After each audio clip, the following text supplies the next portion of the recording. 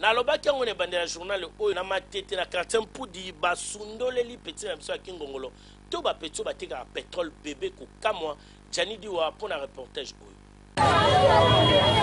Mwana ya Kingongolo, c'est-à-dire moteki pétrole akutanaki na mwana mwasi moko lobby ko banda 18h30 ti 22h na quartier Mpudi awa na komina matete. Ndeko mwasi wana asengaki na yeke asimbela yena no bébé le temps abongisa liputa.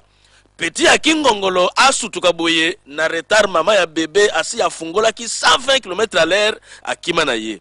Mwana ya Kingongolo tango amoni bébé ya bandiko lela yepe aleli tellement que maboko esela ki ye passe parce que e pa isusi akala ingangu ya pétrole elali e pa imokumba ya bébé oya yebi ata yete.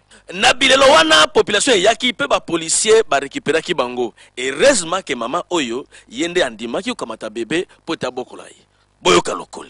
Maman na dans kitchen arrêt a pesinga godi ya mwana na nino na saki nena meme ko mine alibo so ya bisinga yi awa ndako papa bango ya po oyo ndako ela po oyo ne la papa ale ya bisinga na ya otika mwana ya apo azela ngako abo na awa ndako tension ya otuna ba bisinga mwana una awa pa papa za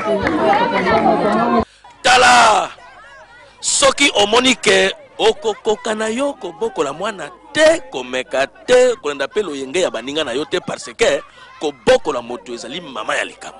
Tala sikoyo ndenge basimbisi mwana ya bato ya Kingongolo tushi.